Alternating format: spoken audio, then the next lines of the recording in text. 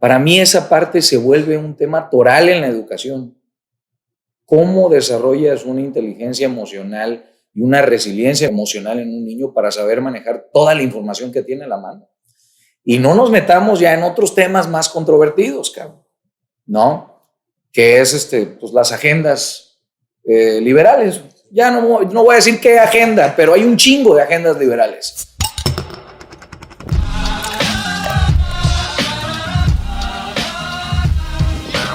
Si un niño no hace deporte, lo privas de tantos posibles desarrollos y atributos que puede aprender solamente por ese medio. La forma más lineal de fortalecer mente es con el físico. Es la más lineal. Entonces, Y muchas otras cosas. Yo creo que el deporte es un vehículo para enseñar muchas cosas, porque sabes que hay cosas de socialización que solamente la adquieres así, ¿no? De solidaridad, de valores, de además, orgullo, de trabajo en equipo, sí, de sentido de pertenencia, ¿no? de sentido de pertenencia. Entonces, yo creo que, y además de que pues los desarrolla físicamente, y el deporte, pues no solo por el físico, ¿no? Por salud mental. Yo creo que tienes que hacer como, ni siquiera como un hábito, ya como un estilo de vida, y creo que mucho de lo que enseña uno, la palabra mueve, pero el ejemplo arrastra. Oh. Entonces, si te ve haciendo ejercicio y ve que su mamá se preocupa y ve que tratan de comer sano, porque tiene que haber congruencia, ¿no? Sí. No le puedes decir, no, mijito, tienes que, como el maestro de educación física que era el típico gordo en el patio, ¿no? Sí, cabrón. Pues no. No hacía clic, no me hace clic. Entonces, sí tiene que haber congruencia. Sí, 100%. Y bueno, da para un chingo, ¿no? Pero si quieres nos arrancamos y estoy seguro que va a salir el tema porque traigo ahí unos temas en función de la educación, en función de tu carrera de director técnico, cabrón, que esa puta madre te las tenías guardadas, güey.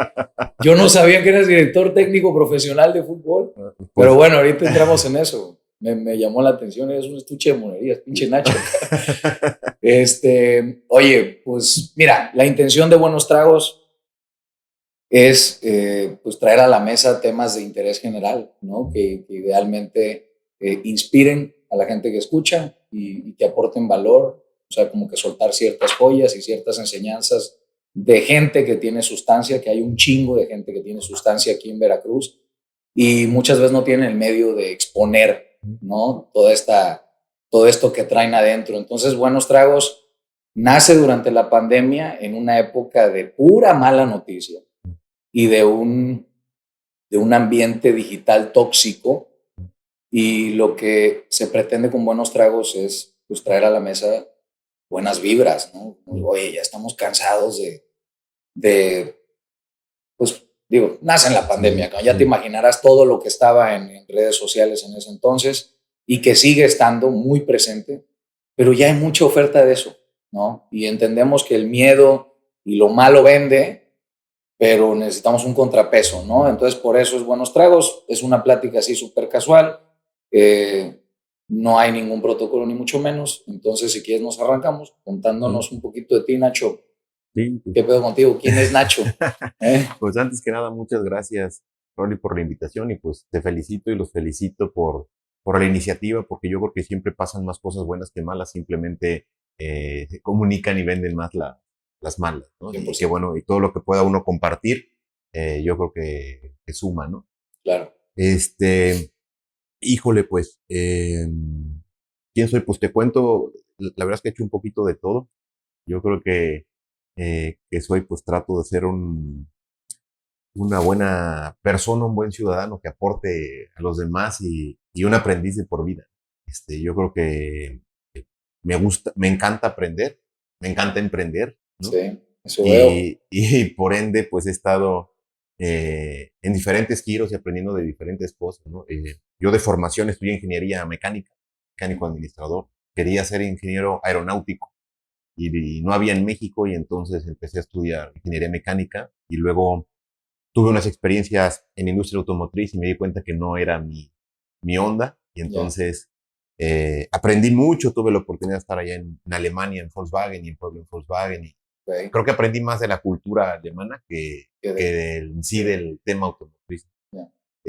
Y después pues me di cuenta que era más lo mío emprender y los negocios y no me acuerdo si te platiqué, pero el primer emprendimiento que hice tenía como 8 o 9 años y me di cuenta que usaban unas piedras, la piedra Pómex para lavar me di cuenta que en el rancho de mi abuelo las había. Entonces agarré un costal, empecé a juntar piedras y de buena onda mis papás me llevaron al mercado a venderlas. No me acuerdo si a lo mejor fue a trasmano que les dieron 10 pesos para que me compraran Sí, las piedras, pero como que me dieron chance de que empezara mi negocito, ¿no? claro. Y después para vender cosas y demás. Y me di cuenta que pues, lo mío era más los negocios. Entonces me fui a hacer un par de maestrías en negocios. También me sirvió mucho pues, en España, en Francia, ver, insisto, mucho las culturas. Yo creo que aprende uno mucho de lo que viajas y ves y te abre un poquito el mundo, ¿no? Y luego caí a la educación y a la administración de la educación me encantó, ¿no? Es apasionante, la verdad, lo que puede uno eh, aprender y compartir y el sentido de trascendencia que te da, la verdad es que es un giro muy bonito. No soy un Sí, experto en educación, no, creo que no soy un experto en nada, ¿no? Entre más aprendes te das cuenta que menos sabes, ¿no? claro. Sí, 100%. Pero, pues en la educación y en el Inter, pues he estado en temas de construcción que me gustan mucho, ahora estoy aprendiendo mucho de finanzas y soy un apasionado del deporte de toda la vida, entonces en la pandemia Ajá. me metí a estudiar la carrera de director técnico que Mira, acabo ahora en el 30 de mayo tengo mi examen final para ya poder dirigir primera división. Así a toda que madre, pues felicidades. muchas gracias. Sí, te digo que todo esto que le acabas de dar una pincelada y ahorita me gustaría que entremos en cada tema, eh, dando un poco de contexto, yo antes de programar el podcast contigo te pedí una ficha, ¿no? Como una ficha Sí. técnica de Nacho. Y en esa ficha técnica venían una serie de cosas que me llamaban mucho la atención, porque bueno, tú y yo nos conocemos ya de hace unos años, ¿no? Sí. Pero yo no tenía idea, ¿no? De esta parte de, bueno, primero que nada, tus maestrías, no sabía que habías hecho dos, ¿no? Y no Sí. sabía de qué. Tenía muy poco contexto de ti, ¿no? Éramos buenos amigos y demás, pero al final de cuentas nunca profundizamos en tu pasado, ¿no? Sí. Y otra cosa que me llamó un chingo la atención es emprendedor desde los 8 años. O sea, yo a los 8 años me estaba preocupando por las tortugas ninja, cabrón, ¿no? Que era que me tocaron en esa época. Y bueno, ahorita ya tocas eso. ¿Tú recuerdas alguna enseñanza, ¿no? Que te dejó el empezar a emprender y a tener esas transacciones comerciales a los 8 años? ¿O estabas muy chico para hacer introspección y decir, bueno, ¿qué me dejó? En retrospectiva, ¿qué has pensado? Fíjate que es una muy buena pregunta. La verdad no me lo había planteado así. Yo no sé decirte cuál era mi motivación. Sí ibas aprendiendo, pero yo era el típico que me llevaba papitas que me di cuenta que compraba en la tienda y que luego se las podía vender a mis compañeros en el recreo hasta que me petaron la venta Ya, adentro sí. de la escuela, ¿no? Es contrabando eso, cabrón. Pero no era, o sea, y el dinero lo iba ahorrando, no era como que me compraba cosas o simplemente La dinámica te gustaba. me gustaba, ¿no? Era como un retito. Pero era algo que veías en casa, o sea, tus papás, vienes de una familia, ¿cómo? Pues mira, mi papá es arquitecto de formación y mi mamá es química. Y mi papá, desde que me acuerdo, se dedicó unos años a la arquitectura, pero después se dedicó más al rancho. Entonces nos llevaba al rancho y entonces era la compraventa de ganado y lo llevaba a hacer cosas y eso. Pero sin duda, eso es el ejemplo que te digo que te arrastran, porque mi papá nunca se sentó conmigo a decirme, mira, así son los negocios y tienes que hacerle, Sí, sí, y sí. menos a esa edad, ¿no? Esto fue como algo que me nació y después de eso vendí alhajas. Una vez fui a una competencia de atletismo y Ah, no sé cómo, de la plática de mi papá con otro señor que su hijo estaba compitiendo, pero tendría yo unos 10 años. Salió que hacían como hace cuenta que era un pedacito de metal que prensaban y era un elefantito. Y el elefantito en la cola era desarmador y luego era abrelatas y ok. luego, bueno, vendí también esos. Una tía hacía Ay, suéteres, vendí suéteres, sí. pero pues no sé, me gustaba. O Sí, o sea, sea, más allá de lo era que como ve. hobby, como... Sí, sí, sí. Más allá de lo que vivías y lo que te permeaban a ti de manera probablemente muy inconsciente, yo creo que hay gente que trae, eh, digamos, no voy a hablar de genética, Ujú. ¿va? Pero trae ese feeling, ¿no? Y esa tendencia a inclinarse por estas dinámicas interpersonales en donde, ¿no? Sí, No sé, es algo que no se entiende, pero estabas muy chico, cabrón, por eso me sí. llama tanto la atención, No ¿no? era una cosa consciente, Sí, la no. verdad. No, nunca. Pues bueno, pues muy interesante. Ahora, tu etapa de director técnico, esa también, cuéntame, ¿qué onda? ¿Cómo empezaste? ¿Cómo te llamó la atención en la pandemia? Mira, con el tema del colegio, dentro del tiempo me tocó comprar un colegio, que fue el colegio donde yo estudié. Okay. Me regreso unos pasitos para darte como el Sí, dale, contexto venga. muy breve. Cuando empecé la maestría en España, hicieron un seminario de emprendimiento y llamaron como a exalumnos que habían emprendido y que ya tenían sus empresas consolidadas. Y conocí a un amigo que después se volvió mi socio, un francés, que había como profesionalizado las clases a domicilio, de todo. Y entonces me llamó mucho la atención y dije, esto para México funcionaría súper bien. Y entonces nos asociamos y empezamos en México y empezamos a abrir en Monterrey y luego en México y luego en Guadalajara y hicimos un pool como de 2,000 maestros. Y entonces por lo mismo me tocaba visitar un montón de escuelas y un montón de instituciones que aprendía. Un paréntesis, ¿clases a domicilio te refieres como el homeschool o Sí. no tanto como el homeschool? Mira, eran de todo porque había, se cuenta, desde el que le va mal en matemáticas y está en segundo de secundaria y necesita unas clases martes y jueves a las 4 de la tarde en Polanco. ¿Me explico? Sí. Hasta el que quería aprender chino o el que quería, estaba en una empresa y necesitaba mejorar su inglés de conversación de negocios y entonces, o Interjet, que trajeron unos aviones rusos en su momento y querían clases de ruso para los técnicos para que entendieran cómo lo hacen. Entonces, había de todo, ¿no? Okay. Y entonces empecé a conocer el tema de la educación. Después se me presentó la oportunidad, yo soy de Jalapa, y se me presentó la oportunidad de comprar el colegio. Venía a Jalapa y un día fui al colegio donde yo estudié la primaria y no tenía mucho que hacer. Entonces dije, pues voy a darme una vuelta. Me llevaba muy bien. Yo fui la generación fundadora con la que fue creado el colegio. Okay. Y dije, me voy a tomar un café con ellas ahora que pues, estoy metido en el tema de educación. Cuando llego, platico con ellas y me dicen, digo, ¿y tu hija qué tal? No, pues está en Cancún. ¿Y tu hija? No, está en Noruega.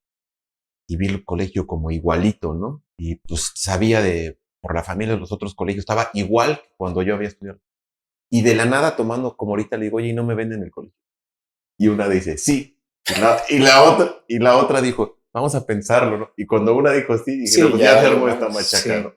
Entonces, compré el colegio y entonces ya fue harina de otro costal. Okay. Con el colegio, una de las cosas, lo primero que hicimos fue hacer una cancha de fútbol al lado del colegio, porque no le habían metido los deportes. Y volviendo a lo que platicábamos al inicio, para mí era como inconcebible la educación sin deporte. Sí. Yo practiqué de atletismo pues muchos años, hasta la universidad, en universidades nacionales, y fútbol, básquetbol, jugué básquet en Estados Unidos, nos becaron a mi hermano en Estados Unidos de atletismo, yo también fui para allá. Entonces, para mí la formación, muchísimo, me lo dio el deporte, ¿no? Entonces, claro, de las primeras cosas que llegué al colegio a hacer fue el deporte. Y entonces, se hizo como un círculo virtuoso, le dio sentido de pertenencia al colegio, a los niños, se integraron muchos, empezamos a empujar el deporte y llegó un momento, prepandemia, porque esto lo paró todo, ¿no? Con el colegio teníamos 10 disciplinas distintas y había más de 400 niños practicando deporte. Desde fútbol, que empezamos de 0 equipos a equipos varoniles, femeniles, ir a los nacionales con los equipos femeniles de las niñas, básquetbol, tenis, golf, Chingón, de todo, ¿no? Entonces, tuve esa experiencia de tener como las escuelas de los deportes.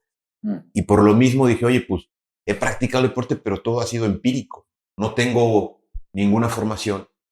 Y con el aprendizaje de administración, mi sueño así de, espero un día alcanzarlo, es dirigir un equipo profesional de fútbol, pero no dirigirlo en la cancha, sino dirigir como el equipo, como la dirección general o la administración del equipo, ¿no? Sí, entonces, sí. Como esto es algo que ser de la eventualmente espero cumplir, dije, pues al menos tengo que tener un bagaje para, pues no jugué fútbol profesional, entonces tengo que tener alguna credencial o algún conocimiento más profundo para entender el medio y para que no te piquen los ojos. Entonces en la pandemia, que tenía más tiempo, se dio la oportunidad y la Federación Mexicana de Fútbol tiene una escuela de técnicos y entonces me metí a estudiar y pues ahora ya estoy a punto de acabarlo. Chingón. Fíjate que no sabía yo esto. Y sí, la parte directiva, / empresarial de los equipos de fútbol es otro deporte acá, ¿no? Y hay gente que estoy seguro que no tiene ni idea de de lo básico del fútbol. Sin embargo, ahí está arriba, ¿no? Y tienen otro tipo de mente, otro coeficiente financiero y cómo manejan el dinero y marketing y demás, ¿no? Pero es muy interesante todo esto y que al final de cuentas, digo, ¿cómo llegaste a eso, no? Porque eso sí, o sea, es un camino medio bizarro y poco convencional. Sí. Oye, pero a ver, me regreso a esa compra de la escuela que me llamó la atención. ¿Dirías que hay una carga emocional y romántica cuando dijiste la quiero comprar porque yo estudié aquí? ¿O fue algo, sí, completamente vinculado al emprendimiento que traías en ese entonces? Mira, ¿O un poquito de ambas? yo creo que fueron ambas y hasta el timing. Con el otro negocio que te decía, pues me tocó visitar colegios en todo el país. O sea, en México, en Guadalajara, en Monterrey, un montón, en Querétaro, en Sinaloa, en Sonora, en un montón de... Y entonces me iba involucrando en los colegios y cuando parte de lo que te decía que me gusta viajar es que te da como un marco de referencia. Entonces tú ves, oye, los colegios acá tienen esto y esto y esto, que los colegios acá no. Entonces después todo se va representando en una diferencia muy marcada, ¿no? Sí. Tú también, me parece que estudiaste en Monterrey. Sí. Y tú ves, oye, pues, ¿por qué Monterrey va más pujante y tiene más industria? Todo es un círculo, ¿no? Sí tiene una mejor educación, ¿no? Entonces, si no tienes una mejor educación, no tienes gente suficientemente preparada para que lleguen otro tipo de empresas y se vuelve un escalón. Entonces, y hay una fuga de talento muy cabrón aquí en Veracruz. Brutal. Porque en Veracruz hay gente sumamente valiosa, digo, que estudió aquí o que estudió fuera, pero que también no ve infraestructura para tiene inversión. las oportunidades. Y no tiene oportunidades y dice, en otro lado. ¿Cuántos jarochos no se quedaron en Monterrey después de estudiar?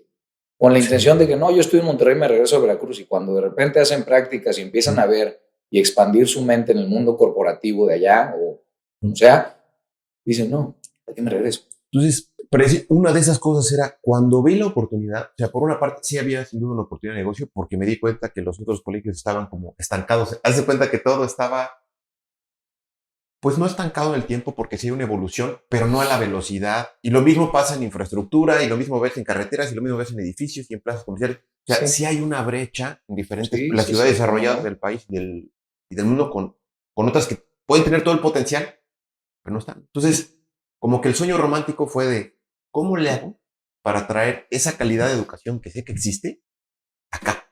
Y a mi escuela. Y a mi escuela, y en el entendido que es un súper reto porque tú quieres competir y eso, pero los precios no pueden ser los mismos. Y no te hablo desde un punto de vista que busques los rendimientos, porque yo siempre he pensado que si estás en un negocio, pues tienes que enfocarte a dar el servicio o el producto, y el dinero llega por añadidura. Me explico, ¿no? 100%. El objetivo nunca creo que debe ser primero la parte económica. Obviamente tienes que hacer tus cuentas, tienes que ser rentable, porque si no, no es sostenible, ¿no? Claro. Pero así fue.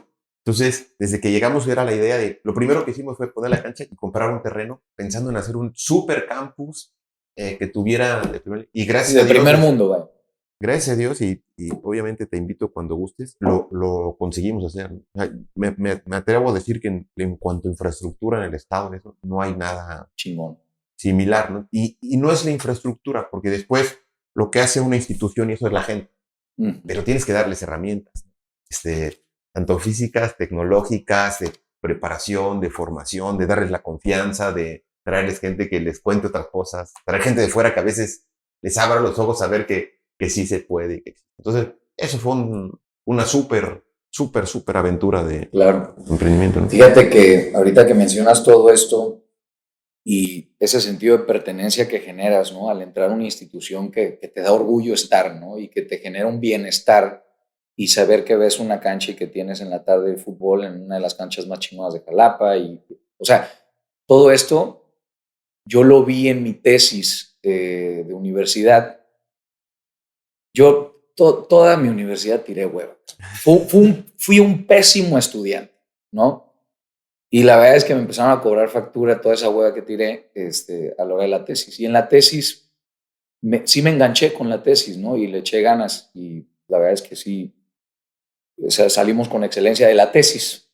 Pero obviamente no sirvió de mucho porque mi carrera entera era muy mediocre, ¿no? Pasaba. Pero bueno, me asignaron una universidad que está en el centro de Monterrey, privada. Y cuando llegué, yo dije, es privada esta madre. Yo tenía el paradigma, ¿no? De que, oye, no puede ser privada y estar tan destartalada, cabrón. Y la problemática de la universidad era el índice de deserción, ¿no? Que los alumnos no terminaban las carreras. Eran carreras técnicas y no licenciaturas ni carreras profesionales, pero... y yo dije, pues, su madre, yo tampoco la terminaría, cabrón, si tuviera que venir aquí diario, ¿no? Y a la hora de la tesis, utilizamos como caso de éxito lo que hizo un alcalde en Medellín, Colombia. No recuerdo el nombre del alcalde. A ver si luego lo buscamos para ponerlo ahí en la descripción. Pero lo que hizo él es intervenir la ciudad y reducir la criminalidad por medio de la arquitectura. ¿Ok? Entonces, él construía bibliotecas, parques, canchas, todas en los peores barrios de peores índices de criminalidad. Y la gente decía, cabrón, ¿cómo, güey? O sea, ¿cómo lo van a destruir? Y tuvo un efecto completamente adverso, que la gente ya pensaba 2 veces antes de delinquir. Como que no me siento fuera de, ¿no? No estoy en ese ambiente de gueto, ¿no? Y me pareció muy interesante, ¿no? Y se generó un orgullo por Medellín, Colombia, ¿no? En donde la gente poco a poco se empezó a sentir fuera del lugar, la gente que delinquía. Y decía, no, aquí no. O sea, no es el lugar. Entonces, pensarías, bueno, ¿qué es primero, no? ¿Corriges la delincuencia para luego meterle a la ciudad o le metes a la ciudad para corregir la delincuencia? Y eso lo utilizamos como argumento para la universidad. Oye, métele, güey. Pinta las paredes, compra pintarrones, güey. Cambia métele clima aquí. La gente se tiene que sentir a gusto, ¿no? Y me pareció muy interesante. Y también en ese estudio de Medellín mencionaban el caso del Ferrari en el gueto. Y no sé si lo hayas escuchado, pero resulta que si tú pones un Jetta en un gueto donde se acostumbra a robar carros o partes de carros y demás, te lo desaparecen, ¿no? Le dan un cristalazo, le quitan las llantas y demás, muy rápido. Pero un Ferrari tarda como 2 semanas en que te lo desaparezcan, porque la gente dice, ¿de quién es este? ¿Qué pedo, güey? ¿Qué hace el Ferrari aquí? No le voy a meter mano, no voy a intervenir. Y es lo mismo que pasa con la arquitectura, ¿no? La gente dice, hay que respetar, porque esto impone. Y yo creo que ese efecto, o sea, si la gente se lo llevara a la mente, ¿no? En oficinas, en escuelas, por supuesto que te puede cambiar la dinámica de la gente que trabaja ahí, ¿no? Y luego lo pasa uno a segundo término. Sí. Y dice, no, cuando haya lana, pues es que ¿qué es primero? ¿No? Fíjate que te doy completamente de acuerdo contigo. Hay un caso de las ventanas rotas y es muy parecido al del Ferrari. Okay. Que si tú dejas un coche y lo dejas limpio y con las ventanas, tardan más en vandalizarlo. Y si tú lo dejas con una ventana rota, lo vandalizan el resto del coche ese día. Y te voy a decir un ejemplo que pasaba en la escuela con los niños. Okay. Las paredes eran de Duroc y de tabla roca. Si alguien con un lápiz o con lo que sea abría y abría un pedacito así de chiquito, al otro día o los 2 días ya era el boquete. Entonces, lo que hacíamos es que si había un hoyito así de chiquito, lo tenías que corregir Tápalo. ese día. Y entonces nadie más vandalizaba nada. Ya. Entonces, sí hay una cosa como del ser humano a que Sí. si ve roto lo destroza más, ¿no? Y si lo ve limpio y cuidado, lo respeta más. Sí, 100%. Y también el entorno. Yo la verdad es que no soy arquitecto, pero cada vez valoro más la arquitectura y en general las artes, ¿no? Y veo que el entorno influye muchísimo en el comportamiento, más de lo que creo que somos conscientes, ¿no? Entonces, sin duda, el tipo de infraestructura, hombre, hasta el color, si estás en un cuarto todo pintado de rojo, pues vas a estar mucho más agresivo, ¿no? Los colores transmiten. Entonces, tiene uno que ser cuidadoso con eso, ¿no? Si estás en un colegio, pues que sea alegre, que tenga plantas, todo lo que te transmite. Sí, que tenga mucha vegetación y demás. Sí, pues muy interesante. Y la verdad es que sí, digo, yo te conocí todavía en la época de intervención operativa en la escuela. Tengo entendido que ahorita ya te desprendiste un poco, ¿no? Y estás en otras cosas. ¿En qué andas ahorita? Sí, mira, lo del colegio, afortunadamente, como todo emprendimiento, pues va creciendo y lo que tratas de hacer es que ruede ruede sin ti, Que ¿no? tenga vida propia. Que tenga vida propia, ¿no? Y que lo institucionalices. Eso yo creo que también por salud hasta de la misma institución siempre, ¿no? Claro. Porque sea uno, sea quien sea, que penda del trabajo de uno, ¿no? Todas las cosas se van logrando en equipo, creo, y tienes que ir fortaleciendo ese equipo, ¿no? Entonces, ahora creo que yo soy, me gusta mucho más la parte de emprender que de una vez emprendido, operar. Mi gran reto es como el emprender y los proyectos nuevos o la innovación dentro del mismo negocio, pero te entiendo, sí. La expansión, ese tipo de cosas me gustan mucho. Entonces, ahora estoy con un tema de una fintech, con un amigo de la maestría en Brasil, y es un tema de cómo hacer las finanzas para las personas fáciles, ¿no? Y cómo manejar y cómo ayudarle a la gente. Hay un nicho de gente que ya tiene unos ahorritos y que quiere saber qué hace con ese dinero y con esos ahorros y no tiene la educación financiera para saber qué hacer o no saber quién asesorarse o no. Y está súper desatendido, ¿no? Sobre todo enfocado a mujeres y a millennials, ¿no? Y que los comportamientos son muy distintos y que de pronto el asesor pues, no hacen clic, ¿no? No hay empatía con el viejo asesor financiero. El perfil del vendedor. Sí. ¿No? Y a través, además todo lo nuevo, ¿no? Porque a un asesor financiero, pues de toda la vida old school, si tú le hablas de criptomonedas o le hablas de NFTs o le hablas de todo eso, dices, es fraude. No, es fraude. Es fraude, no te metas. De ahí, ¿no? Entonces, pues creo que todo va evolucionando, ¿no? Entonces, ese es uno de los proyectos que estamos. Con otro amigo, el que te platiqué, el amigo francés de Barcelona, tiene una consultoría estratégica en recursos humanos en España y también estoy ahí involucrado. Entonces, he tratado de invertir en diferentes giros desde una parte más, pues no sé si decirle no activa, no operativa, ¿no? Más directiva o estratégica y tratar de aportar. Y estoy en esa fase de el ir construyendo proyectos y sobre todo proyectos que te apasionen y que te enamoren, no es de la noche a la mañana, ¿no? Tienes que darles un tiempo de maduración y tienes que ir aprendiendo. Ahorita, por lo mismo, y vinculado a la educación, creo que hace mucha falta educación financiera en general a todos los niveles, ¿no? Y ayudarle a la gente a aprender y a saber cómo manejarse. Insisto, no soy experto ni en esto ni en nada, pero creo que es un rubro que puede uno ayudar también mucho a los demás y aportar mucho valor a los demás. Claro. Oye, y digo, creo que si pusiéramos en una balanza de Nacho, la cantidad de estudios que tienes versus cantidad de emprendimientos, ahí se darían. ¿Y por qué lo digo? Si tú compararas todos los estudios que has tenido a nivel profesional, luego maestría y luego diplomados que has tomado, ¿no? Tanto tus 2 maestrías como tus diplomados del IPADE, de alta dirección y de consejos en acción, que ahí fue donde nos conocimos, en los 2 estuvimos juntos, y tuvieras que analizar los aprendizajes que te deja el estudio bajo un esquema convencional versus los aprendizajes que te dejan los emprendimientos y el echarlos a andar, ¿cuáles serían las diferencias principales? Porque creo que va cambiando un poco la perspectiva con respecto a tu currículum de estudios y se va cargando más hacia el currículum de emprendimientos. En Estados Unidos, pues, ¿cuántos desertadores de universidad no hay? Los más ricos del mundo, ¿no? Dejaron la universidad trunca y se fueron a emprender. Es una dinámica distinta porque está el tema de la deuda estudiantil y es completamente diferente. Si quieres, ahorita entramos en eso, pero al final de cuentas se le está dando un peso más cabrón al aprender mientras haces, ¿no?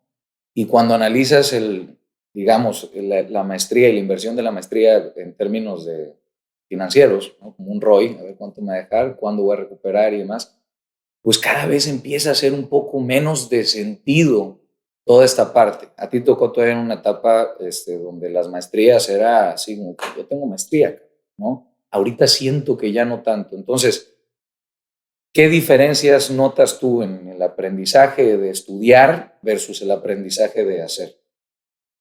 Mira, es un tema bien complejo. Creo que cambia en las etapas de la vida.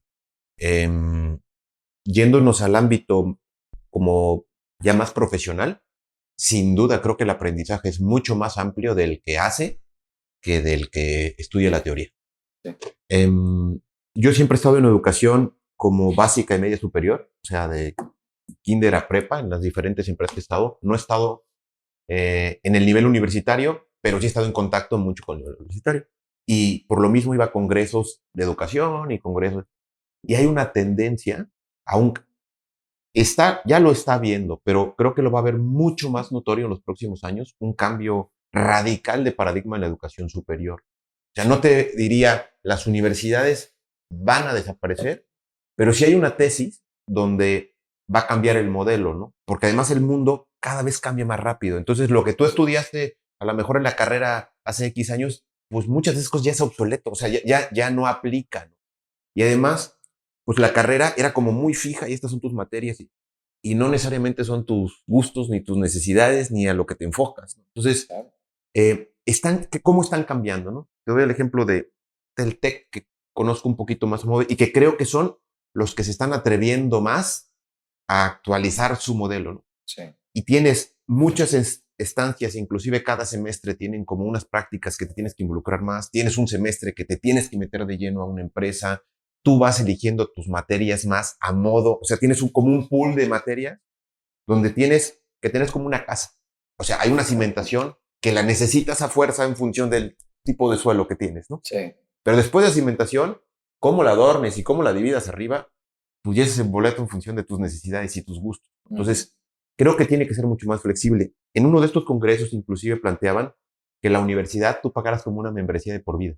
Ya. Y que no fuera 5 años, que fueras cuenta 2 y luego volvieras y luego tomaras cursos y que íbamos a volver, fíjate lo que son las cosas, a un modelo más parecido antaño al de los griegos, de donde tú tienes un especialista y que inclusive físicamente las aulas iban a cambiar o las bibliotecas han cambiado brutalmente, ¿no? A un tipo escenarios más como campus de Google, donde tienes el experto en ese rincón de biología y a mí me interesa aprender y entonces voy con los que me interesan así y después voy a ver al antiguo maestro de, ¿no? De tal tema y de tal tema y de tal tema y tú vas siendo un híbrido. Creo que lo que tienen que ir haciendo las universidades es ir haciendo aprendices de por vida, donde te tienes que ir actualizando, van a ir saliendo cosas nuevas, tienes que hacerle el hábito a la gente de aprender. Va a seguir habiendo, creo, las universidades como Ivy League y top por un tema social.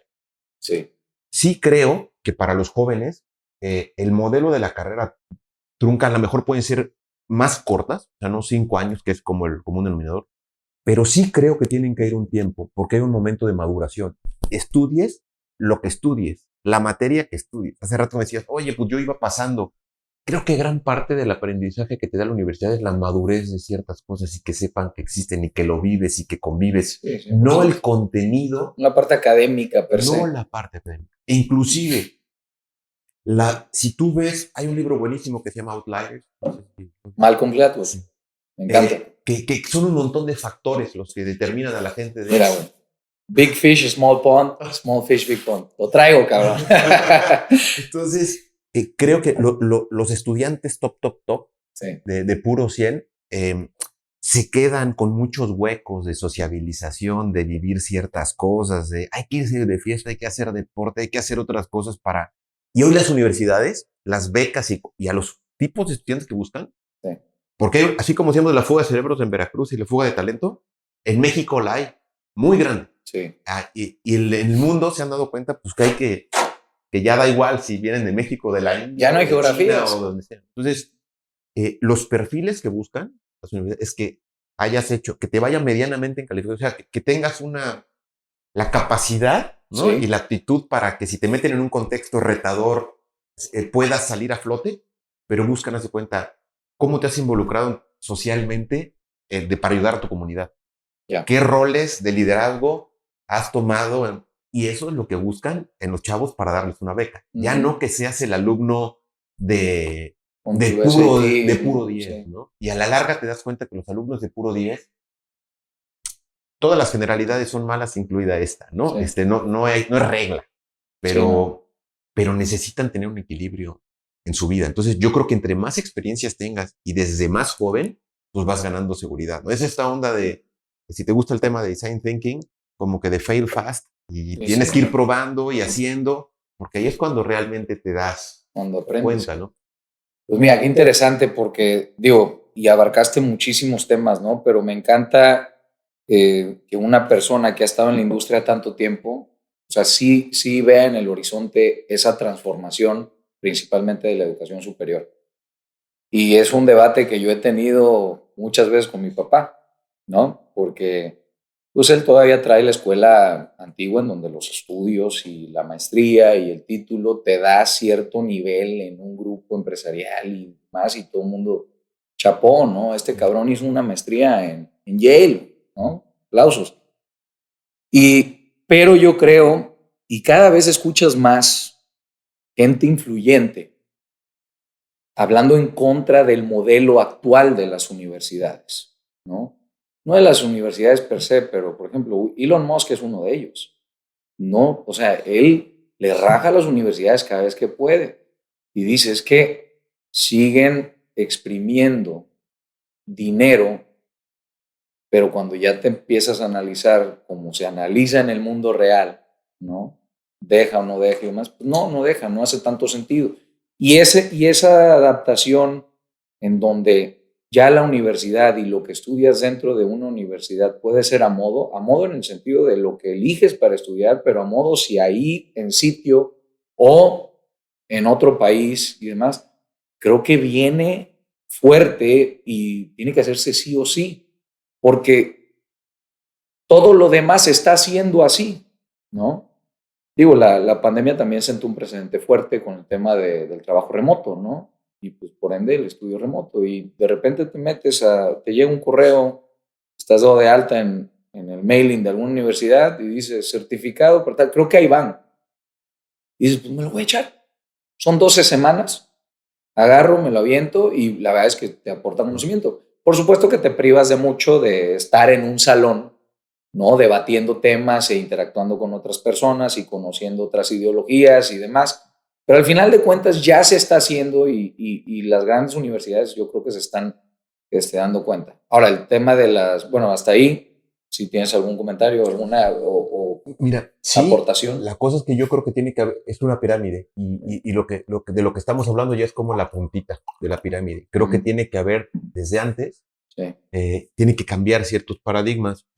Fíjate que hace tiempo, en otro congreso que fui, fue un futurólogo, no un tipo así de que va a leer la suerte y los astros, ¿no? Sí. Sino un tipo que estudia, que tiene un doctorado en estadística, Claro. y que entonces buscan patrones Ya, en ya, función ya. de lo que ha pasado, ¿no? Que lo que el pasado no necesariamente te garantiza el futuro, pero bueno, te puede dar alguna buena idea, ¿no? Sí.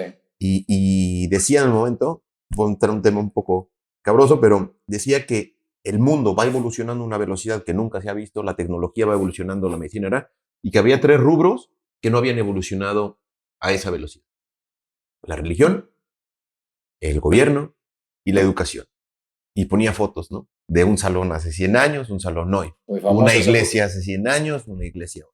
El tipo de gobierno. Entonces decía, voy a tomar el ejemplo del gobierno y ahorita volvemos al tema de educación. Decía, la humanidad tiene claro que lo que es el modelo de hoy ya no funciona. Lo que no tenemos claro es cuál es el modelo Que que lo sigue. sustituye. Entonces, ¿qué va a pasar? Que vamos a dar bandazos, a ir iterando, así, así, así, así, así, así, hasta que encontremos un camino un poquito más óptimo, ¿no? Ya. Para resolver las necesidades de hoy. Entonces, lo mismo pasa en la educación. Oye, todo el mundo tiene que ir a la universidad y tener un grado y aventarse. Sin duda, no. Sin duda, no. Tú puedes ir tomando lo que te decía ahorita de FinTech. Estoy tomando un curso de 16 semanas en Wharton y está bien interesante y es en Coursera y está todo dar y no me tengo que ir allá. Sí, pero para eso tienes que hacer gente que esté acostumbrada a aprender y ansiosa de aprender y que lea. Tú dime el tema que tú quieras, léete 3 libros sobre el tema. No vas a ser un experto. Con 3 libros que leas sobre un tema, una noción del tema, ya empiezas a tenerla como para empezarle a rascar, ¿no? La puntita del iceberg. Pero para eso necesitas que la gente verdaderamente lea, ¿no? Claro. Había un debate que es que la gente, hay una brecha en la educación brutal por el acceso al conocimiento que no se democratiza. No. pues ahora está más democratizado el acceso al conocimiento. No, si tú tienes una conexión a internet, ya la Es un armaste. commodity, el O conocimiento es un sea, commodity ya. los mismos de Coursera y las grandes universidades, los cursos que dan en la universidad, lo tienes ahí colgado. Y si tú no quieres el certificado, es gratis. Y si lo quieres, te cuesta, no sé, una centésima parte de lo que te cuesta. Ahora, sí, hay partes, lo que te decía, de la madurez y del intercambio, que en función de la naturaleza, del contenido que vas a ver, o del conocimiento, y en función de la edad. O sea, un niño chiquito puede estar en homeschooling y aprender más que un niño que está en un salón. Académicamente, los resultados del SAT en Estados Unidos salen mucho mejor los que estuvieron en homeschooling ya, que los que estuvieron en colegio. pero ¿a costa de qué? ¿Costa de qué? ¿No? De la socialización. Hace unos años, me estoy desviando, perdón, pero venga, dale. Fui a Finlandia.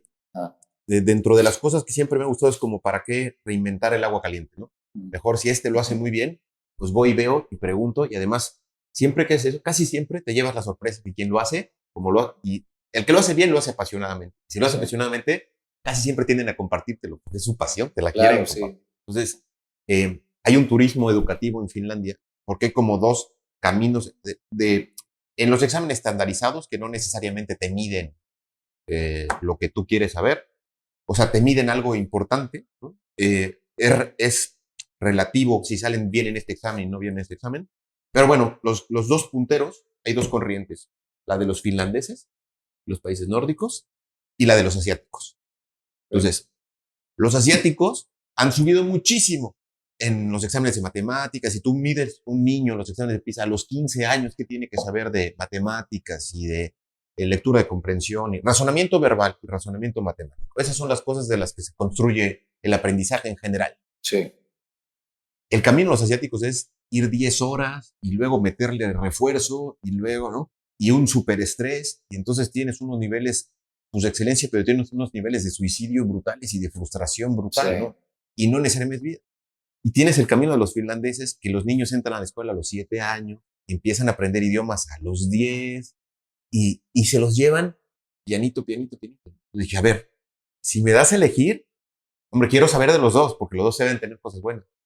Pero me interesa más cómo le hacen estos cuates, que en teoría se le llevan bien leve, sí, y salen mucho mejor. Entonces fui, hice un recorrido, trajimos unos expertos, y sin duda los exámenes iba súper bien. Cuando llego allá, había una consultora que nos llevó y que había estado por todo el mundo, y en Latinoamérica, y en España, vivía inclusive allá en España. Y digo, oye, es que los niños acá, qué obedientes, no hacen ruido, tú entras a un salón y están así, al que le preguntes, todo el mundo contesta. Empezaron a aprender inglés bien grandes, a los 10, 11 años, y tú ves chavos de la secundaria y lo hablan súper bien. ¿Qué onda? Esto está genial. Me dijo, sí, pero ve las caras cuando pasa alguien consigo, y todos así, y todos introvertidos. Y veías las relaciones y me dijo, mira el índice de alcoholismo que tenemos y el índice de suicidio que tenemos. Y cuando tú vas a un colegio en México, por ejemplo, viene alguien desconocido y todos los niños dicen, hola, ¿cómo te llamas? Y me explico, entonces decía, hay unas habilidades sociales, sí, que no se desarrollan si tú no promueves ese contexto. Entonces, tienes que ir mediando. Sí. El conocimiento y los cursos y la universidad tiene que cambiar a tener los contenidos disponibles y que no vayas. Sí, pero tiene una parte de convivencia social y de empezar a ser adulto que no lo puedes sustituir si en esa etapa no tienes una convivencia. Y si tú los metes directo a trabajar y sí, no tuvieron esa experiencia pues social y todavía son medios irresponsables y todavía no tienen claro ni qué sí quieren hacer, tendrán que formarlo. Entonces no es tan blanco o negro, claro, de no vayan a la universidad. Sin duda. Puta, pues qué interesante. Fíjate que ahorita que decías sobre la corriente de educación asiática, yo cada vez que me topo un video de una niña asiática tocando el piano como una superdotada, digo, qué chingón, pero en el fondo digo, pobrecita, tiene 8 años, güey, y toca como la pianista más chingona de la historia, cabrón. ¿Cuál es el costo de oportunidad de eso? Porque esa niña ha de tener clases de piano antes de ir a la escuela, regresando de la escuela y antes de dormir. Y entonces digo, ok, trascendencia y legado y tu renombre y excelencia, ¿no? Porque es un tema muy de los asiáticos. Hasta bromean en Estados Unidos con los inmigrantes asiáticos de que los chinos dicen, tú vas a ser doctor, la verga, no otra cosa, ¿no? Entonces, digo, ¿a costa de qué? ¿No? Y bueno, pues lo acabas de explicar muy bien. A costa de toda esta interacción social y de estas soft skills, ¿no? Que se desarrollan solamente en el chacoteo, cabrón, ¿no? Y digo, más allá de eso, yo metería una tercera variante. Porque evidentemente los niños de hoy están creciendo en un mundo muy, muy complejo. Y, y si la vida es compleja per se, pues con todas las herramientas que tenemos a nuestras manos hoy en día, pues se vuelve más compleja. Entonces esa tercera variante es el dominio de tus emociones, el dominio de tu psicología, inteligencia emocional, etcétera. ¿Qué tan fuerte está inmiscuido en el modelo educativo actual esa parte? Saber que el niño va a crecer sí o sí. La solución no es quitarle el teléfono hasta que tenga 15 años. Eso es absurdo pensarlo, ¿no? Pero ¿cómo utiliza él las herramientas que tiene hoy en día? ¿Cómo internamente maneja su ansiedad por compararse con gente de Finlandia o con gente de California? Antes te comparabas con el salón, cabrón, y ahora te comparas con el mundo, ¿no? Y es un hecho, y no me gusta la victimización de las, me caga de hecho, pero al final de cuentas sí es un hecho y tienen un fundamento todas estas corrientes que hablan brutalmente en pro, ¿no? De la ansiedad, de la depresión y de todas estas cosas que vienen derivados de un mal manejo de emociones con todas las herramientas que tienes al lado. Entonces, para mí esa parte se vuelve un tema toral en la educación.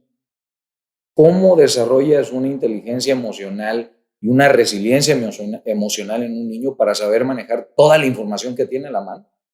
Y no nos metamos ya en otros temas más controvertidos, cabrón, ¿no? Que es pues las agendas liberales. Ya no voy a decir qué agenda, pero hay un chingo de agendas liberales, ¿no? Entonces esa parte, meterla, ¿no? Dentro de la educación, creo que es muy, muy importante y si me apuras, la más. Mira, es indispensable. Yo creo que se están dando pasos de gigante en ese sentido. Okay. Obviamente, vuelvo a lo mismo que te estoy generalizando. Ya. Y además, la experiencia que yo he tenido siempre ha sido en la educación privada, ¿no? Y dentro de la privada, pues hay diferentes recursos y diferentes formaciones, ¿no? Sí. Entonces, pero sí, ubicándonos en el nicho donde yo he estado, sí se están dando pasos de gigante y sí lo puedes formar a los niños y los resultados son notables. Hay muchos programas. Qué bueno escucharlo, cabrón. Que tienen desde como de los 70s para acá. Empezó, además de la parte de inteligencia emocional y llámale como tú quieras, empezó como el tema de, hay una corriente que se llama disciplina positiva y de disciplina positiva ha ido evolucionando y se llama disciplina consciente. Te voy a dar unos ejemplitos de cómo trabajan con los niños. Los enseñan, por ejemplo, entre más pequeños los enseñes, pues es mucho mejor, ¿no? Sí. Como todo, sí. Como cualquier aprendizaje. Pero el mero hecho, por ejemplo, de empezar a enseñarles a respirar, que cuando tienen un problema o están enojados, si los enseñas a la gente a respirar, hay, dentro de las cosas que me gusta mucho leer es como temas psicológicos y cómo funciona el cerebro, ¿no? Sí. Y decía que aunque compartimos un chingo de gustos y libros y cuanta madre, pero bueno, venga, a ver, date. Y decía que hay un par de libros que, hago un paréntesis, hay uno que se llama The Child's Brain, te lo recomiendo mucho, y hay otro par que se llama The Female Brain y The Male Brain. Son autores diferentes, pero los voy a compartir para que te dan las diferentes etapas de la vida. Pero tú tienes un miedo muy grande, una frustración muy grande y respiras en un momento, ese miedo no te puede durar más de 1 o 2 minutos. Si tú enseñas a los niños a respirar y que cuando se sulfuren y lo hacen con juegos y les dicen que es una estrella y que se enfoca y que crece y que enseñan a respirar, el niño empieza a aprender a gobernar sus emociones, mayor o menor escala. Hay cosas de saludar a los niños desde el inicio. Hay un árbol, cuando alguien falta con los pequeños, hay un wish you well, que se dan cuenta de que por qué fulanito no está y le desean que esté bien y entonces empiezan a ser los niños conscientes de que no está. Empiezan a hacer como si fuera una mesita redonda al principio del inicio de la clase, lo sientan a todos y van rotando quién quiere hablar o quién quiere compartir algo. Entonces los niños aprenden a desahogar lo que les pasó, a ser vulnerables y a contar lo bueno que les pasó en el día, que alguien lo quieres compartir, y a contar una bronca que tienen. Y los demás aprenden a escucharlo. Y esto, el programa obviamente se va adaptando, pero lo puedes hacer hasta la prepa. No sabes lo que baja la tensión en la prepa, porque en la prepa el adolescente es súper vulnerable y al mismo tiempo no quiere decir nada y lo quiere decir todo. O sea, porque tiene miedo de que lo juzguen. Sí. Lo más importante en esa es el sentido de pertenencia. Entonces no quiere ser juzgado o estar como fuera del grupo. Sí. Pero necesita desahogarse. Entonces, si tú le enseñas a la gente como a desahogar sus cosas, a respirar, a tener un equilibrio, pues da unos pasos, porque eso le va a servir en la vida para lo que me digas, para ser más tolerante, para escuchar. No vas a ser afín con todo el mundo, pero tienes que aprender a escuchar. Todas esas soft skills sí se están enseñando y cada vez se están metiendo más en el currículum. Sí. Los finlandeses tienen un programa que se llama Kiva y lo hicieron para frenar el bullying. Y lo que es preventivo. Y se dieron cuenta en los estudios que para frenar el bullying, pues históricamente lo que hacíamos es que se castigaba al que molesta a los demás. Y tú hay 3 protagonistas en todo tipo de bullying. El afectado, vamos a llamarle víctima, el que molesta, y el que influye, el que toma la decisión para que haya bullying o no, es el del medio, y son los espectadores. Molesta porque quiere atención y siempre tiene unos paleros. Y a las víctimas siempre hay 2 o 3 que lo defienden. Pero si estos en medio empiezan a decir, oye, pues no está chistoso que este compadre moleste al otro, ¿no? Claro. Y al otro dice, oye, pues aguanta, pues tú también espabila tantito y pues no te dejes, compadrito, ¿no? Si estos en medio los haces conscientes, cada vez apoyan menos a este. Sí. Y si no tiene los paleros y que no soporten, ya no lo hace, porque ya deja de ser chido o divertido. Claro. Volviendo, es lo mismo ejemplo llevado a lo que me decías de Medellín. O sea, hay patrones psicológicos que no son tan diferentes. Entonces, si tú empiezas a ser la gente consciente, ayuda. A lo que me decías del manejo de la tecnología, es un mundo infinitamente más complejo cada vez que están las generaciones, pero yo creo que también como nunca hemos tenido oportunidades. O sea, son los dos caras de la 100%, moneda, ¿no? Entonces, 100%. Yo creo... Y ojo, no me gusta demonizar la tecnología, soy anti eso. De acuerdo. Pero en un cerebro inmaduro no sé, es muy peligroso. Y el cerebro inmaduro, ojo, porque no nada más es la tecnología. O sea, hay cosas que el niño no está listo porque su cerebro no está listo para verlas o para asimilarlas. Te voy a poner un ejemplito fácil. Los niños, cuando hasta como los 5 o 6 años, todo lo que les dices es literal. El cerebro no está suficientemente desarrollado para ver cosas como más abstractas. Okay. Entonces, por eso si le dices, eso es magia, él no concibe que puede haber una cosa como falsa. Entonces, tiene uno que tener cuidado, como papá, a lo mejor le puedes decir una broma que para ti es muy fácil. O utilizar sarcasmo. El niño no lo entiende y piensa que es literal. Entonces, si esas cosas no las entienden, pues hay cosas que imagínate que son mucho más complejas de lo que decíamos de la agenda liberal, que el niño decida, pero no tiene, o sea, está bien que la persona decida, pero pues cuando sea el momento y tenga la madurez. Lo mismo pasa con la tecnología. Oye, esto es una súper herramienta.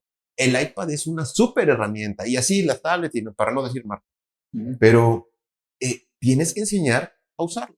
Hay una agenda que es mundial que se llama Digital Citizenship. Y es que aprendas a usar, empieza el niño a tu privacidad. Ojo, oye, es como si tú tienes la puerta de tu casa abierta y enseñas todo lo que pasa en tu casa. Ojito a quién se lo enseñas y tus cosas que son más privadas y tus cosas que son más íntimas, que compartes, ¿no? Cuando molestas a alguien, la trascendencia que tiene antes, cuando a nosotros nos tocó, pues había un chiste, molestabas a alguien, que quedaba en corto en los 3 que lo vimos ahí. Ahora, la repercusión que tiene puede ser viral y lo pueden ver millones. Y esa persona, ¿cómo le puede afectar emocionalmente? Es brutal. Entonces, tienes que hacer consciente a los chicos de tomar decisiones. Y hasta ahí llega la parte formativa de educación. Te voy a dar otro ejemplo que lo vi, tomábamos muchos cursos de muchas cosas, ¿no? Y decías, oye, la prevención de adicciones para los chavitos, ¿no? Oye, y lo trasladábamos a cursos para los niños, para los maestros, para los papás. como papá, tú no puedes garantizar ni tener a tu hijo en una burbuja para que no lleguen a ofrecerle drogas o cualquier cosa, armas, que la tecnología Pornografía, pornografía. hay adicciones, o sea, no solamente las terroríficas que te ponen en la tele. Lo que me digas. Entonces, ¿qué tienes que fomentar como papá o qué tienes que fomentar en la formación de un chavo? ¿No? Que sepa decir no, que tenga valor de decir, oye, pues esto no me late. Oye, fuma o toma o, no, gracias. No, ándale. Y si le insisten en la segunda vez, ay, pues ya por la presión social, sí. Órale va. Y la segunda, los chavos se van a equivocar, como nos equivocamos todos. Lo importante es tener el canal abierto de comunicación, es para que decir, oye, si me equivoqué, fíjate que hice esto y como que no sé si está bien o está mal o cómo lo ves. Sí. No, fíjate que está mal y no crucificarlo y que ese canal de comunicación se quede abierto. Claro. Pues hay que enseñarlos a pensar y a decidir y que cuando no lo tienen claro, que lo puedan comunicar. Sí, y eso empieza desde bebés, porque de repente tú traes dinámicas pues, heredadas, ¿no? Por modelos educativos antiguos, cabrón. Y te das cuenta, y afortunadamente veo muchas influencers expertas en psicología infantil que traen este mensaje de la crianza respetuosa, precisamente para no truncar la comunicación entre niño y papá o mamá, ¿no? Y tengo la fortuna de que mi esposa está súper educada en ese sentido y de repente me tuerce diciéndole a mi hijo de que, oye, ya, no, y entonces lo que le estoy enseñando es a reprimir lo que en ese momento estaba manifestando de la única forma que lo puede manifestar, que tiene 3 años. ¿Tú crees que el vato me va a decir un speech de cuáles son sus sentimientos? No. Entonces, oye, ¿quiere llorar? Dale chance. No, déjalo que llore, porque si le reprimes el llanto en ese momento, de adulto va a decir, no voy a venir con mi papá a contarle mis problemas, porque me lo reprime. O sea, eso lo trae en el subconsciente, no es que lo piense de manera articulada y consciente cuando tiene 15 años, ¿verdad? Pero el modelo es ese. Oye, si estás triste, enojado, cállate.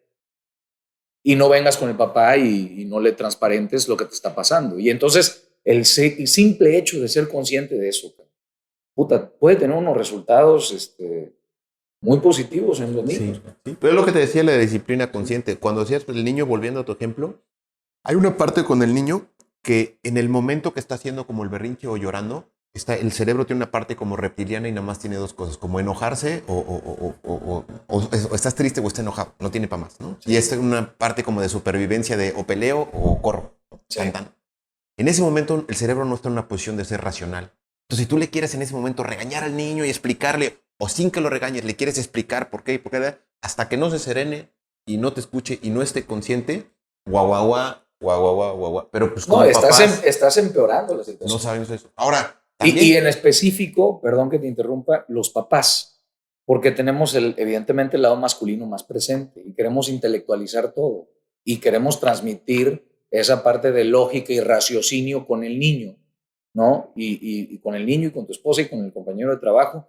Y hay veces que solamente hay que acompañar emocionalmente y no nos damos cuenta que, oye, güey, yo sé que tu intención es buena, queriéndole hacer entender a un niño que no hay paleta porque ya comió azúcar hace rato y que los niveles de azúcar y la glucosa y cuánta madre, o sea, pero a ese grado, ¿no? Y uno peca de eso, de querer intelectualizar y transmitirlo. Oye, acompáñalo en la emoción y eso a las mamás se les da mucho mejor. No sé si a nivel evolutivo, ¿verdad?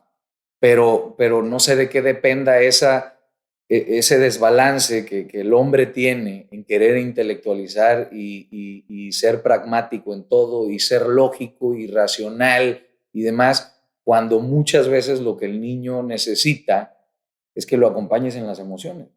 Mira, yo creo que ese libro que te digo de Female Brain y de Male Brain está interesante porque por ahí va y te explica fisiológicamente que sí hay diferencias, ¿no? Claro, y por eso actuamos de una manera. Pero los liberales dicen que no. O de la otra. No, o sea, eso. Yo no soy un experto, esto tiene su background científico, pero bueno. Sí. Sí, a ver, sí, yo creo que es bien importante enseñar a los niños y a las personas a pensar. y sí hay una parte racional, pero no lo puedes abordar o sea, tiene su timing. Ahora, volviendo a los bandazos que te decía de la educación y que estamos buscando las formas, también creo que hoy como sociedad, y hablo a nivel pues, mundial, sí también estamos dando bandazos, porque pasamos de cero inteligencia emocional, ¿no? O conscientes, porque sí la había, pero no estaba, a de pronto el otro lado como súper protector y niños de cristal, ¿no? Entonces, eso...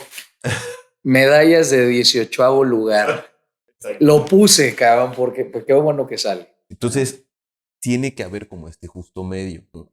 Vuelvo a lo que te digo, que estamos como pues, aprendiendo y dando bandazos. Y entonces pasamos de permitir cero, ¿no? Y que hace, pues a la mejor la edad de los abuelos y a nuestros papás era la mamá levantaba la ceja y, bueno, ¿no? Pero también llegó un momento donde o sea, ya me vale, ¿no? Y ya cierro los ojos y entonces ya no te digo nada y es bien cansado, ya no te puedo decir nada porque lloras o no te puedo corregir, ¿no? Sí. Entonces, dentro de la formación, yo creo que un profesor, educador que fue director del colegio, al que le aprendí muchísimo, un doctor en educación, de hecho, y esta corriente de conscious discipline, de la disciplina consciente, tienen varios términos, es firme en el fondo, suave en las formas. ¿No? Sí. Ese es el resumen. El mantra. Ese es el mantra. ¿No? Sí. Y me parece como súper ad hoc, ¿no? Siempre. A ver, tienes que ser cortés. Y es lo mismo con el trato a los niños, que al trato a los adultos, que el trato a donde vayas, ¿no? O sea, tú puedes ir a un restaurante y en el pedir estar dar y tienes que pedirlo por favor y que se hayan equivocado y lo hayan traído mal o lo que sea. Pues el cortés no te quita nada, ¿no? Y el trato siempre es mejor. Pero sí tiene que haber límites. Es súper importante. El niño esté de acuerdo o no esté de acuerdo en ese momento. Porque a lo mejor no le da su grado de conciencia para entender el límite. El límite no tiene que decir, no son los gritos, no es el periodicazo, no es el chanclazo, pero es decir Ahorita no. Esto ahorita no. No se puede. Y esto no. Y es parte de su formación.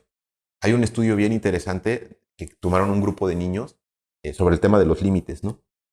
Y además de lo que les enseña uno, pues después cada quien tiene pues ciertas cosas que no son conductuales, que ya vienen de la forma de ser de cada uno, ¿no? Y les ponían un plato de galletas y les decían a los niños, puedes agarrar ahorita la galleta, las galletas que quieras, pero después ya no va a haber galletas. O si te esperas y no te comes la galleta, al rato te voy a dar. Perdón, te doy la galleta ahorita, pero al rato ya no te doy más. O si te esperas, al rato vas a tener todo. Y luego el estudio que hicieron con los niños, los monitorearon de adolescentes y de adultos y veías el grado de éxito, que el éxito siempre es relativo, que habían tenido en su vida y habían sido mucho más exitosos los que se podían como autocontrolar, contener y tener los límites. Sí. ¿No? Entonces, sí veo, insisto, te estoy generalizando, pero sí claro. Veo una parte de sobreprotección muy absurda. ¿No? Mira, hay muchos conceptos y desgraciadamente hay muchos conceptos que hacen tanto sentido, pero están mal aplicados. Y digo desgraciadamente porque cuando los escuchas por encimita, dices, es que sí. Pero cuando ya te metes a analizar el fondo y entiendes que no todo es blanco o negro y que hay una complejidad enorme en el comportamiento humano, dices, no, no aplica, ¿no? Y ahorita mencionabas ese ejemplo de los límites, ¿no? Y acabamos de tener una conferencia con una psicóloga infantil porque yo decía, bueno, a ver, este nivel de terquedad de mi hijo no es normal. Tiene 3 años, ¿no? Pero yo decía, no. Sí, es normal, es sí, pero yo decía, o sea, ya era hasta comedia, ¿no? Era, no, no me quiero bañar. Ah, puta, pues no, no te vas a bañar, ¿eh? No te vas a bañar. Y decía, no, sí me voy a bañar. Y entonces me metí a bañar, ¿no? No, Rolly no se va a lavar los dientes. No, sí, y entonces iba, o sea, como que estaba buscando él encontrar su voz, ¿no? Es lo que nos explicó la psicóloga. Y entonces, pues yo decía, bueno, ¿qué tan bien está que le juguemos a la psicología inversa? Porque igual estamos incentivando un comportamiento que no. Total, la conclusión de ella fue que no pasa nada. O sea, al final de cuentas él está encontrando su valía y está bien que sienta que él tiene un poder de decisión y que no todo se lo impone una persona que él ve como un pinche gigante, ¿no? Entonces, pues bueno, ahí más o menos, pero nos hablaba de los límites y ponía la analogía que me gustó mucho, que pues unos límites son como las orillas del río, ¿no? O sea, en el momento que esas orillas no existen, pues ya no es río. Y ese río no tiene, no tiene un encauce. Y el niño, pues... Y Y yo le mencionaba el ejemplo donde después de mucha batallar de que por favor haz esto y aquello, no, mira, te explico y así, ¿no? Todo con la crianza respetuosa. Cuando de plano no me funcionaba, yo agarraba, me bajaba al nivel de mi hijo y le agarraba los hombros, tranquilo, y le decía, hey, no va a suceder. Así, ¿eh? Se acabó. Y yo extrañamente percibí en su mirada como un agradecimiento de Rolly, de que, ok, eso es lo que necesito, casi que eso es lo que necesito. Si me hubiera podido decir algo, me hubiera dicho, eso es lo que necesitaba, cabrón. No le den vueltas, díganme sí o no, y a la chingada, te lo juro. Tomar decisiones es muy cansado. Sí, sí, no cabe duda que sí.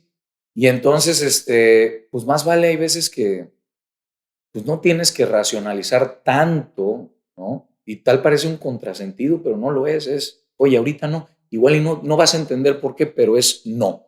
Y entonces, en segundos, el cerebro cambia de atención y se va para otro lado. Son etapas, son etapas. Conforme más crecen, pues más puedes irles explicando y más van entendiendo. Sí.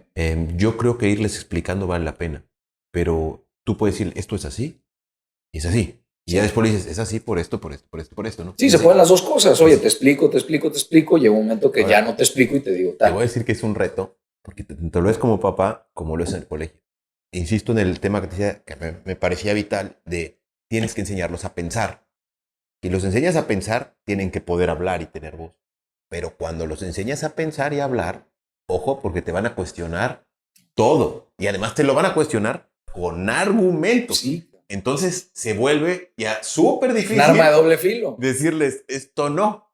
Y no, porque yo le digo, no. Si eso se acabó. Sí, no, porque eso no existe ya. Entonces es, ok, no, va. ¿Pero por qué? Negociar. Empiezan a negociar. Pero oye, la vida no es toda negociación. Sí. Toda la vida te la pasas negociando. Sí. Más vale que lo empiecen a hacer desde chicos y que lo empiecen a hacer correctamente. Yo prefiero ese extremo, ¿eh? Donde mi hijo me cuestione todo y me diga, pero ¿por qué? Y si tú. Yo también, pero es mucho pero más es complicado, cansado. es cansadísimo. Pero la verdad es que yo en el fondo me sentiría orgulloso de un niño así.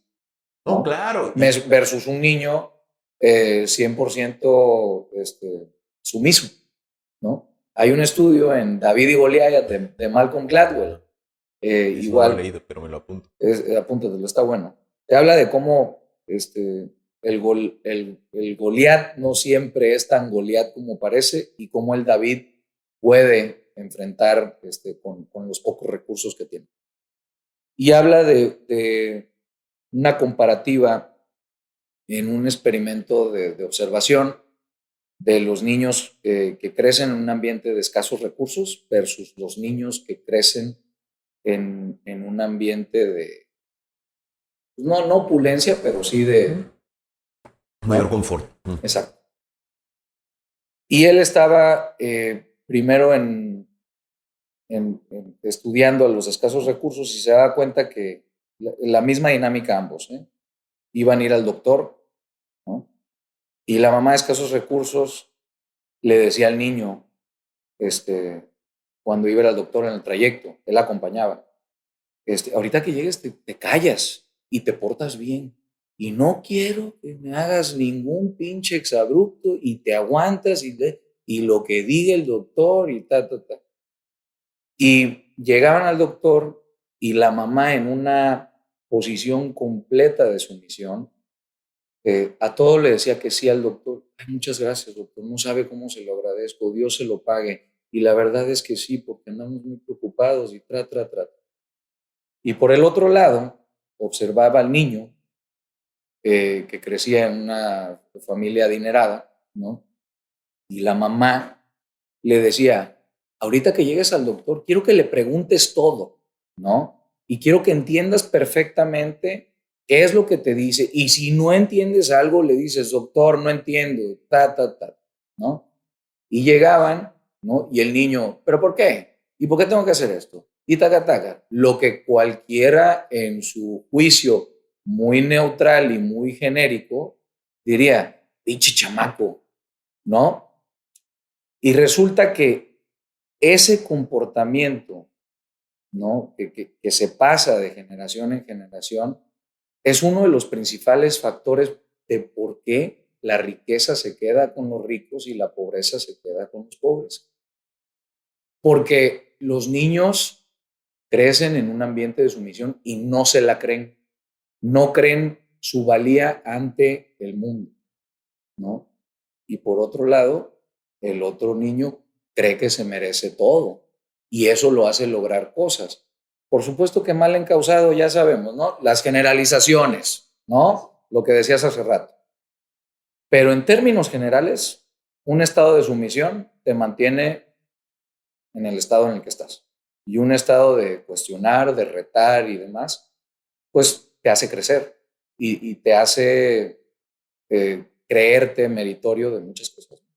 Entonces, pues, si me dijeras ¿qué niño prefieres? Pues yo prefiero un niño que cuestione, que rete, que diga y que negocie y que intente decir, o sea, ¿no? Pero bueno, es algo muy, muy interesante y da por mucho. Ahora, este concepto de la generación de cristal, ¿no?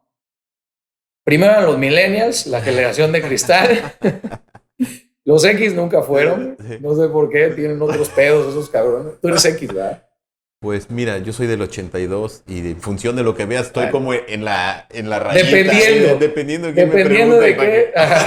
No.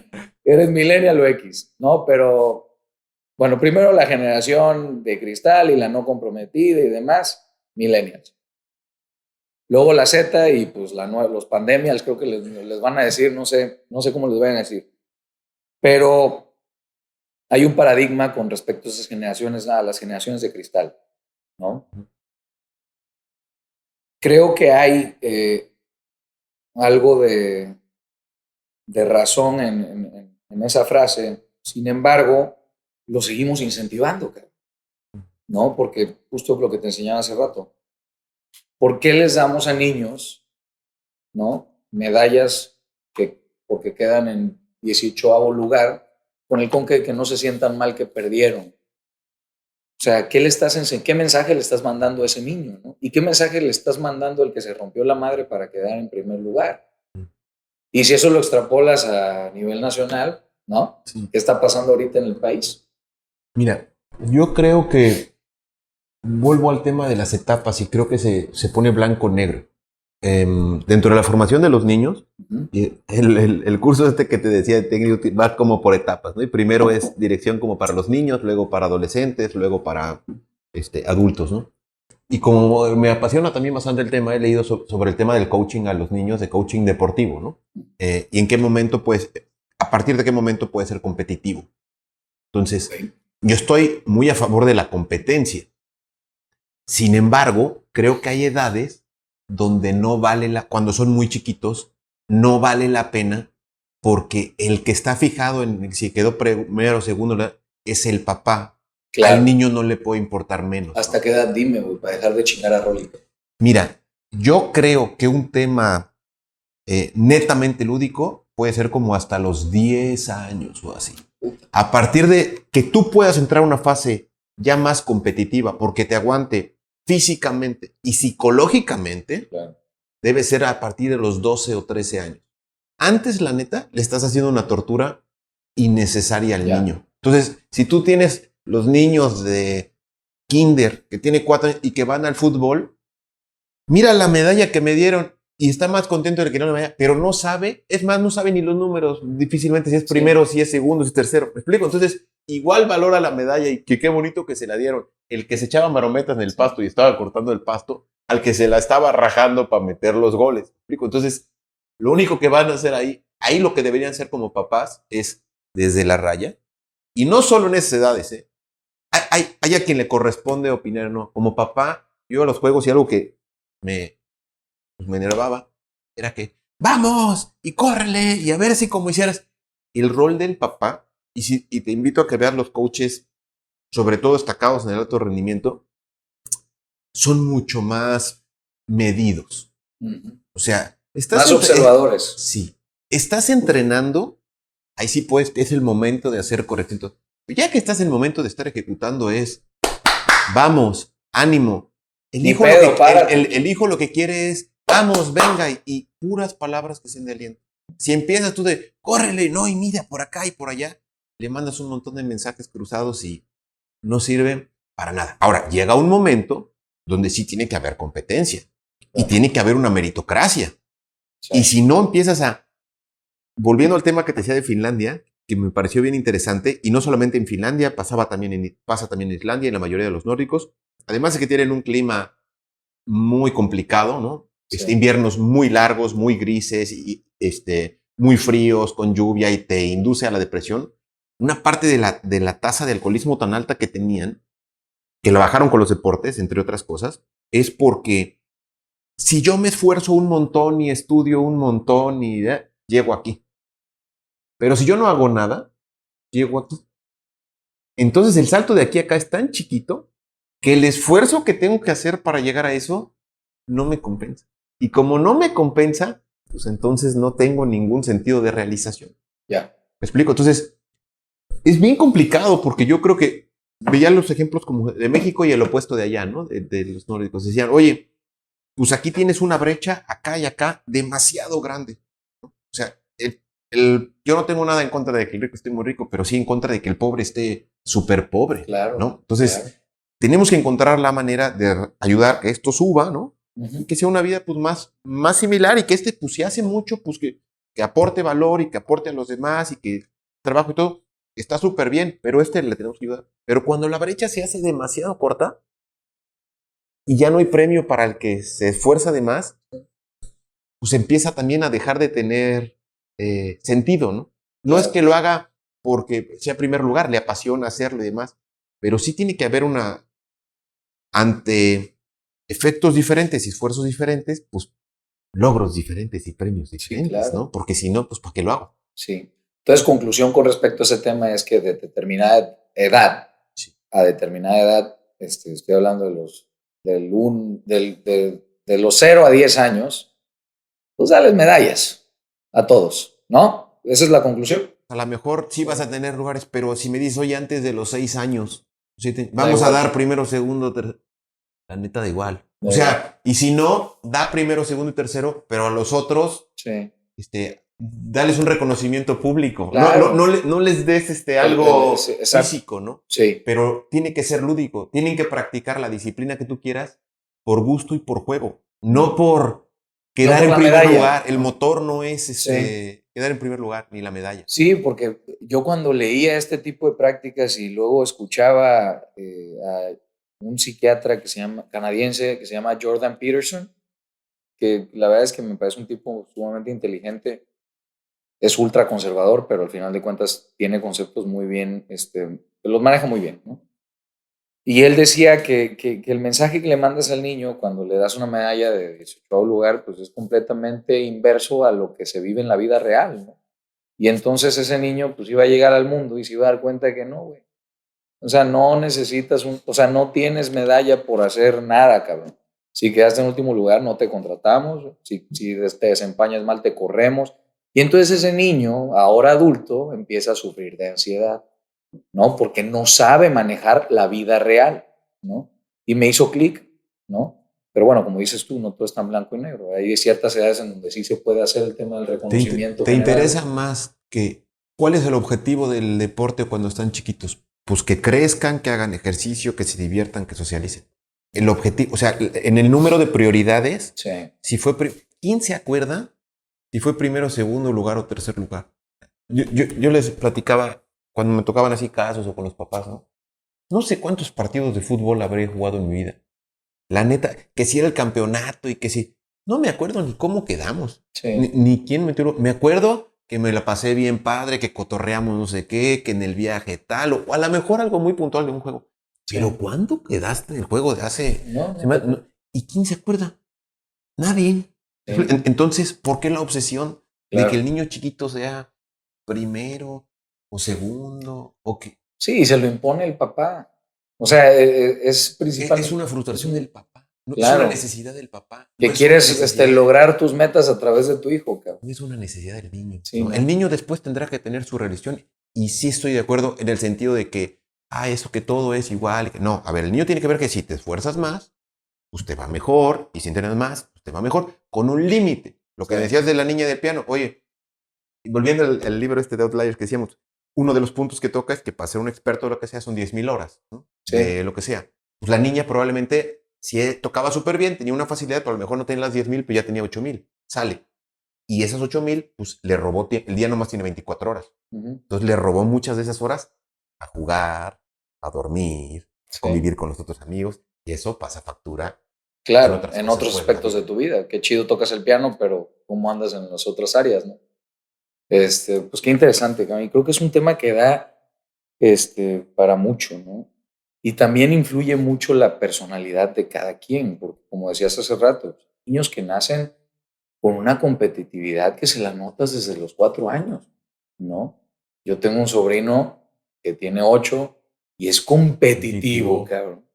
Y corre y se barre y se le queda la raspada acá y lo ves, o sea, queriendo ganar, ¿no? Y me da gusto verlo, como que digo, pues qué chingón, ¿no? O sea, qué chingón. Pero bueno, entender que no todo el mundo tiene eso. Incluso en Outliers tocan el tema de los 5 personality traits, ¿no? Y que es disagreeableness, competitiveness y no me acuerdo qué otros 3, pero al final de cuentas hay ciertos estudios que te hacen decir cómo andas en esos 5 y dependiendo de eso, pues ya analízate, ¿no? Conócete.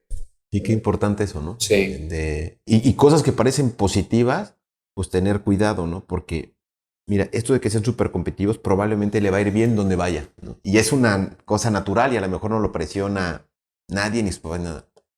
Pero qué difícil, o sea, qué importante para tu sobrino que aprenda, por ejemplo, a tolerar la frustración. Claro.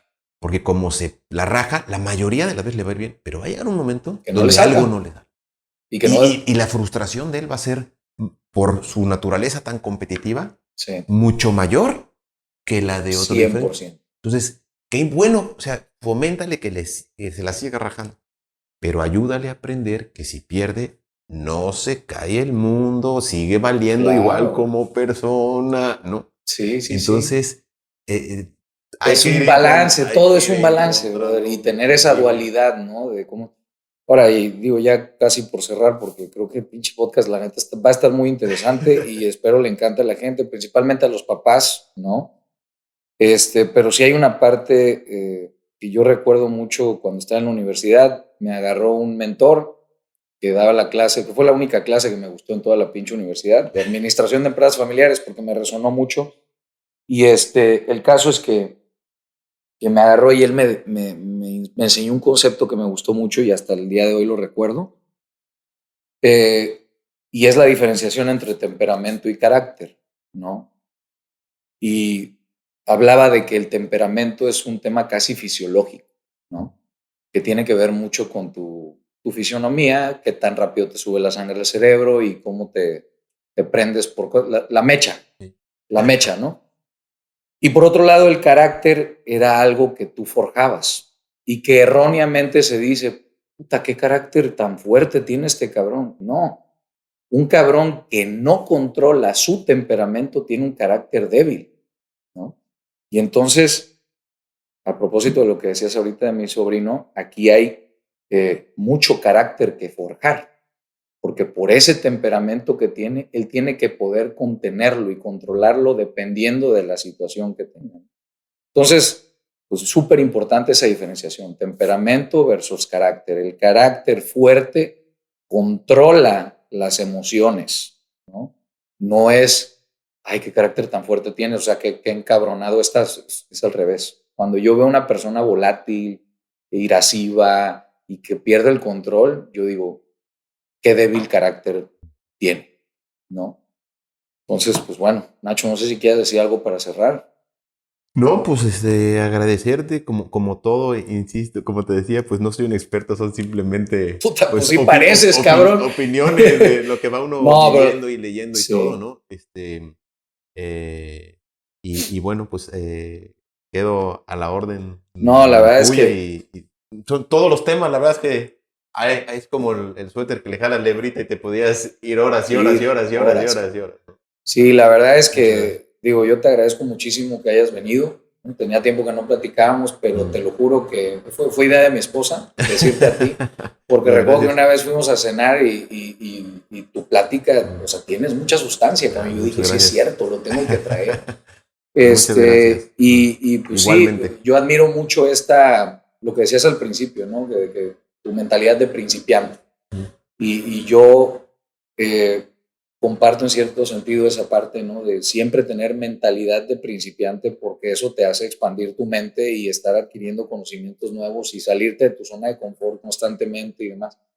Y eso pues lo dejaste muy claro aquí, que tienes mentalidad de principiante, pero me cae de madres que tienes un conocimiento mucho más profundo en todos los temas que tocamos que la media. Y estoy seguro que le va a aportar muchísimo valor a todos los que nos están escuchando. Pues, gracias a ustedes. Gracias, Nacho. Ánimo. Gracias.